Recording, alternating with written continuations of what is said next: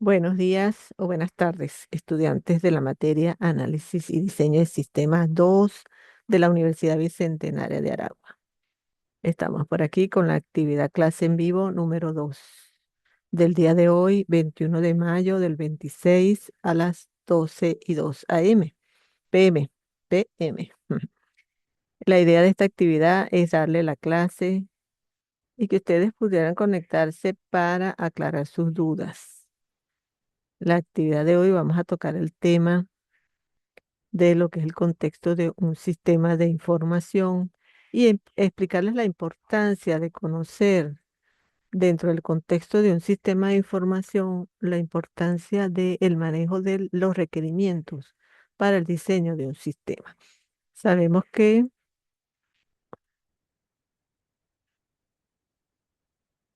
el contexto del sistema viene siendo el entorno donde nosotros vamos a estudiar el sistema. Podemos tener un sistema actual que esté funcionando y nosotros mediante el estudio determinar una serie de requerimientos o necesidades que debo implementar o desarrollar para que el sistema o una situación que presente el sistema mejorarlo y proponer un sistema nuevo o una modificación del sistema actual proponiendo mejoras. Por eso es que se evalúa lo que es el contexto del sistema de información. Para ello, yo tengo diferentes técnicas para determinar y definir esos requerimientos. Cuando desarrollo ese sistema, yo debo comenzar desde la primera fase, evaluar la situación. Y para ello yo puedo manejar lo que llamamos metodología para el desarrollo de sistemas, que comienza con la fase de planteamiento del problema o de la situación, la determinación de los requerimientos o necesidades que se presenten en ese sistema para hacer mi análisis. ¿Cómo hago esto? Pues recopilo información, recopilo datos mediante la observación directa de la situación o pues también aplicar entrevistas, cuestionarios que me permitan recopilar datos. Además, también puedo hacer revisión bibliográfica para determinar las situaciones que están ocurriendo. Entonces, ¿qué se hace? Que en esta fase, en esta etapa, lo que se quiere es adquirir, reunir y especificar algunas características de cómo funciona el sistema y cuáles debería cumplir ese sistema para desarrollar la propuesta de mejoras. De esta manera tengo entonces de estudiar cómo es su entorno, también saber cuáles son los parámetros no funcionales y lo que es el comportamiento de ese sistema. Y si voy a proponer, por ejemplo, sistemas automatizados, establecer qué es lo que debo realizar para que ese sistema automatizado me sustituya, por ejemplo, un sistema actual que se esté haciendo en forma manual. Para ello, yo debo involucrar, por supuesto, al usuario que maneja el sistema, o lo que llamamos muchas veces cliente. Y muchas veces cuando nosotros como ingeniero vamos a desarrollar todo lo que es la recopilación de los requerimientos y la situación actual del sistema, debemos ser objetivos, tratar de ser lo menos subjetivo posible, porque no podemos ser subjetivos a la hora de recopilar los datos. Por lo tanto, cuando yo recopilo la información en forma objetiva, yo puedo modelar o presentar modelos de representación del sistema de tal manera que la representación sea lo más certera posible de la situación real que está ocurriendo o la más cercana, adecuada al sistema. Por ello, existen diferentes metodologías que me permiten desarrollar estas fases de análisis y que me permiten, mediante el uso de estas metodologías, apoyarme como analista para el desarrollo de lo que llamamos la fase del desarrollo de un sistema. De esta manera, entonces, puedo utilizar diferentes formas de utilizarlo. Por ejemplo, existe una fase normalmente utilizada que es análisis, diseño, desarrollo e implementación de un sistema. Para yo poder aplicar todas estas fases, debo tomar en cuenta, como le dije, al usuario. O también lo podemos llamar cliente, que es la persona que interactúa directamente con el sistema y es el que conoce realmente cómo funciona ese sistema. Cuando yo me conecto con ese cliente o con ese usuario, yo puedo, con la información que obtenga, como les dije, hacer un modelado del sistema lo más adaptado posible a la realidad. Porque el cliente es el que me va a decir cómo son los pasos de los procesos que se están desarrollando y de esta manera puedo determinar dónde puede existir una posible falla o sí, o problema en ese sistema que estoy estudiando. Además que el cliente es el que sabe qué tan complejos son los procesos que se están llevando en el sistema. Yo como actor externo voy a recopilar toda esa información y tratar de que evaluar el funcionamiento del sistema actual para yo poder desarrollar sistemas nuevos adaptados a los requerimientos o necesidades que puedan existir en ese sistema. Entonces tenemos simplemente, como lo vemos aquí en este cuadro, la situación actual. Por ejemplo, este es un caso hipotético, un caso de ejemplo, la situación actual. Y yo lo delimito, o sea, yo tengo que decir hasta dónde voy a estudiarlo, que sería el entorno de mi sistema a estudiar. Y dentro de ese sistema existen actores, existen procesos que son los que yo voy a ir estudiando con interacción con el usuario de ese sistema. ¿Qué hago? Que dependiendo de lo que información que yo obtenga de esto aquí, de esta situación, voy a ir haciendo modelados o representaciones gráficas de cómo es el proceso. Incluso uno de los elementos gráficos que yo puedo utilizar en forma sencilla es un diagrama de flujo de datos y establecer la entrada de los datos, la toma de decisiones, los procesos, las actividades, las salidas. Y el uso de estos diagramas me permite a mí visualizar en forma de modelado cuáles son las entradas, procesos y salidas y quiénes son los responsables de esas actividades. Esa es la forma de nosotros que nosotros podemos tener para hacer un estudio del sistema. Luego que yo me ubico en este contexto y determino quiénes son los actores que tienen directa relación con el sistema, tanto internos como externos, yo puedo entonces ir a lo que llamamos requerimientos. Y aquí entonces es donde yo tomo en cuenta en la fase de análisis cuáles son esos requerimientos que deben cumplirse adaptados a la realidad. Y una vez que yo haga ese análisis, tengo los requerimientos, el desarrollo y programación de mi sistema deben ir enfocados al logro de solventar esas necesidades.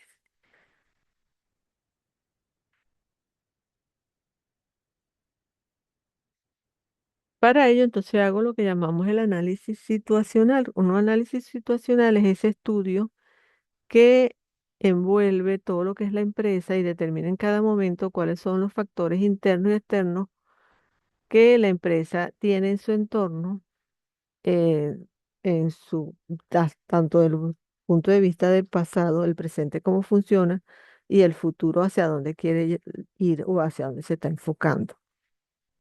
Entonces el análisis situacional me cubre todos esos elementos.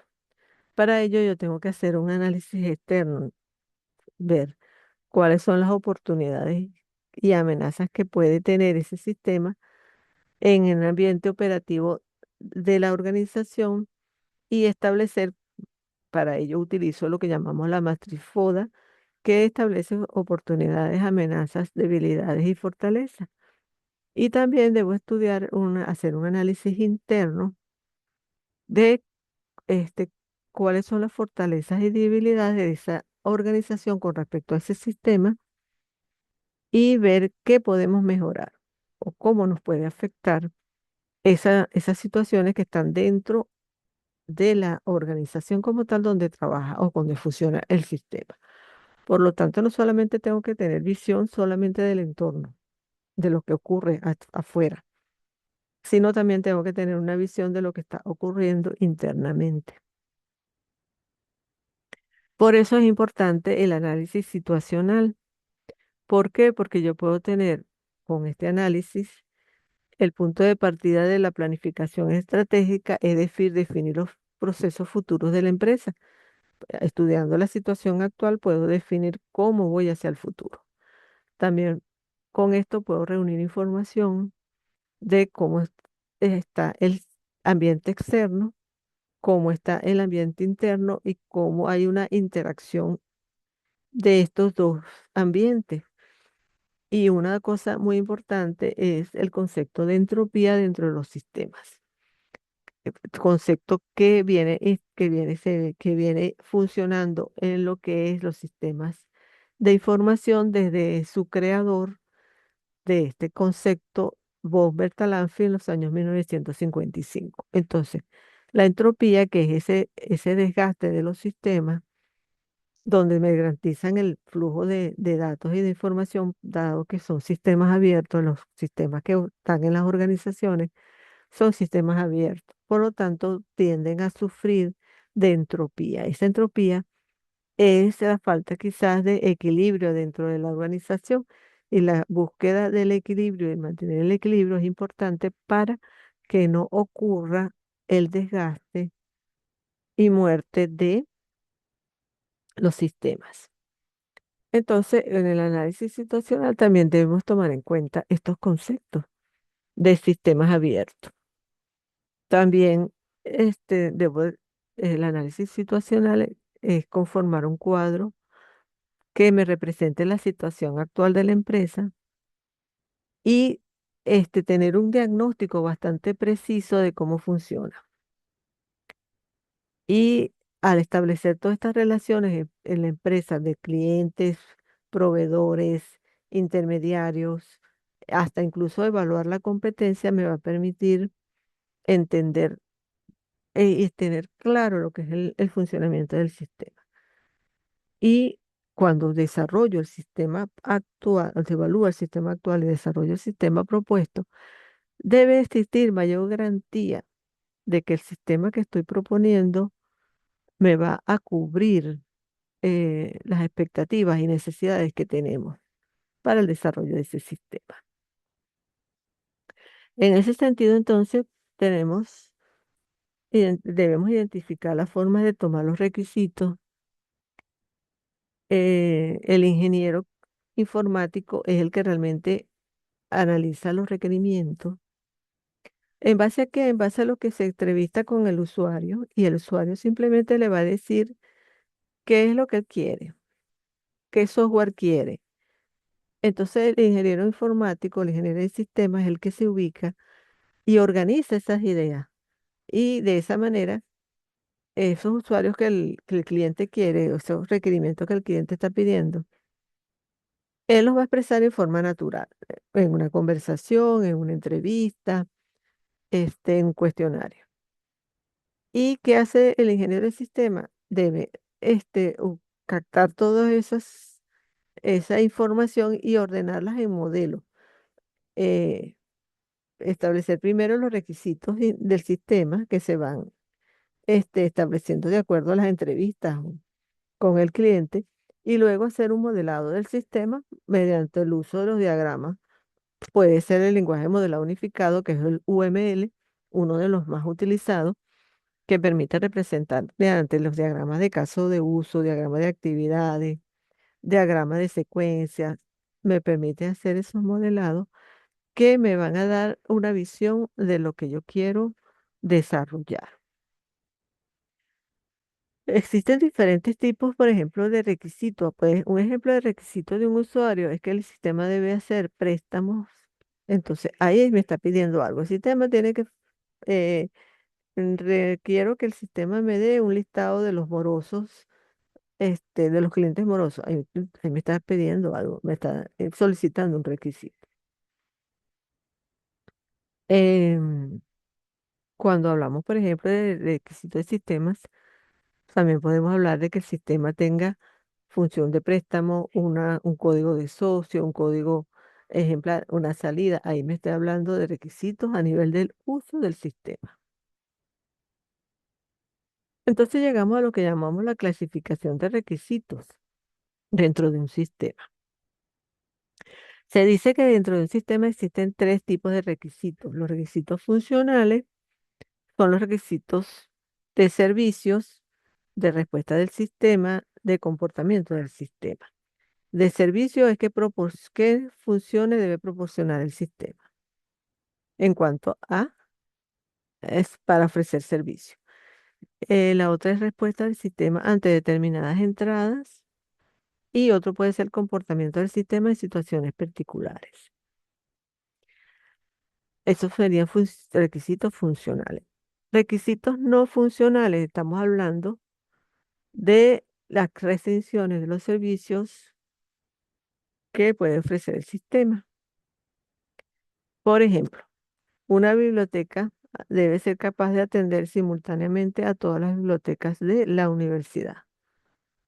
Eso es un sistema, es un requisito no funcional. Ejemplo, el tiempo de respuesta a una consulta remota no debe ser superior a medio segundo. Eso es un requisito no funcional. Ajá, aquí hay tres tipos de requisitos no funcionales. El requisito de producto. Aquí se especifican el comportamiento del producto, memoria, tasa de fallo, prestaciones. Requisitos organizativos no funcionales.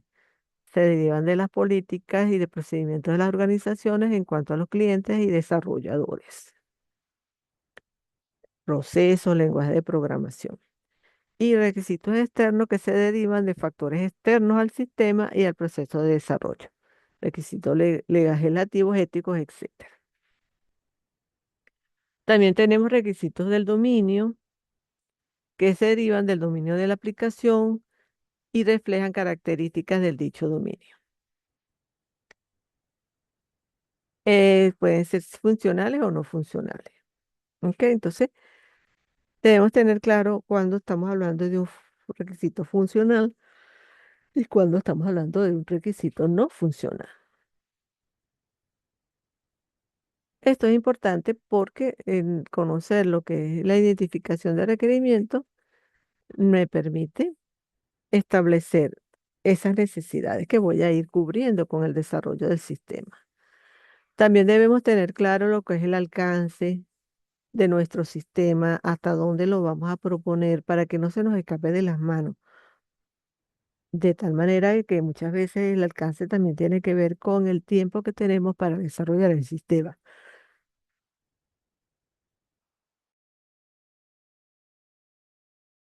Entonces, cuando hablamos del alcance, nosotros tenemos como ingenieros del sistema saber delimitar hasta dónde vamos a llegar y cuál es ese entorno que vamos a cubrir. El alcance muchas veces, como le dije, está determinado por el tiempo que tengo para desarrollar el sistema y incluso la parte también de recurso económico con lo que cuento para cubrir ese alcance. ¿Qué debo tomar en cuenta cuando voy a determinar el alcance de un proyecto? Debo especificar el rango para solucionar hasta dónde voy a llegar, qué herramientas se van a utilizar y también lo que es la entrega de instalación, hasta dónde, cuándo voy a instalar, dónde voy a instalar, con qué software voy a instalar. O sea, todo esto debo tenerlo claro. Además, también existe una fase de adiestramiento que es donde se le proporciona materiales al usuario para que conozcan el sistema. Se le puede dar talleres prácticos del funcionamiento del sistema, también se le puede proporcionar manuales del funcionamiento del sistema, tanto desde el punto de vista del usuario como del sistema como instalación. Y aquí se le debe explicar al usuario este, cuáles son los datos que debe ingresar, en forma correcta cómo los debe ingresar, el funcionamiento de todo lo que son los menús del sistema, el reconocimiento de que existen capacidad de almacenamiento, capacidad de manejo del sistema, lo que, las salidas que puede suministrar el sistema. Es decir, cuando hago el adiestramiento debo enseñarle al usuario todo de cómo funciona. Y existen también los manuales técnicos del sistema que ya van dirigidos más que todos a la organización y al departamento técnico, que es toda la estructura de base de datos, archivos, manejo de archivos, capacidad de almacenamiento, tipos de archivos. Ya aquí sería entonces información más técnica para lo que es los sistemas. Pero también es importante que nosotros podamos entregar este material para lo que es el adiestramiento de los usuarios. También tenemos técnicas de recolección de datos. Yo para poder recolectar los datos puedo hacer uso primero de la observación de cómo funcionan los procesos. Y otro sería llevar registros de datos en forma escrita o en digital de cómo son la forma jerárquica de trabajo. Y puedo también hacer una entrevista con los usuarios, lo que llamamos entrevista estructurada, o va a aplicar un cuestionario. También necesito hacer una revisión bibliográfica de material, si existen manuales en la empresa de cómo funciona el sistema, si existen libros o documentación que me permitan aclarar la situación del funcionamiento del sistema, tanto del sistema actual como de que existen antecedentes del manejo del sistema o libros digitales, manuales. Todo esto lo puedo tomar en cuenta para lo que es la revisión de material bibliográfico de los trabajos. Y bueno, la observación directa, que como les dije, la observación directa es muy importante porque es la que me permite estar en contacto directo con el cliente y cómo funciona o cómo trabaja el usuario. Y aplicar un cuestionario también sencillo de preguntas ya específicas que buscan simplemente una evaluación para yo poder tener conocimiento de cómo funciona ese sistema.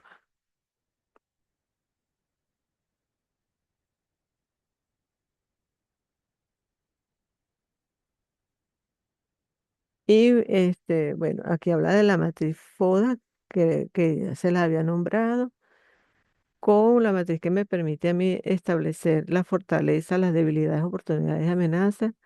Esta es una herramienta bastante positiva para lo que es evaluar alguna situación y es bastante utilizada en el desarrollo de sistemas.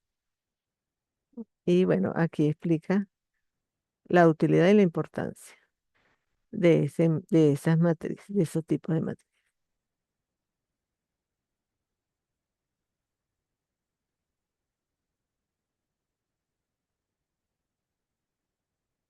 Y bueno, también es importante que sepan que una vez que nosotros hacemos todas estas fases de la desarrollo del sistema, como es la investigación que ya se le había dicho, análisis sistema, luego el diseño, luego el desarrollo del sistema, la implementación y el mantenimiento, estas serían las fases o el ciclo de mantenimiento continuo del trabajo continuo de un sistema, este ciclo.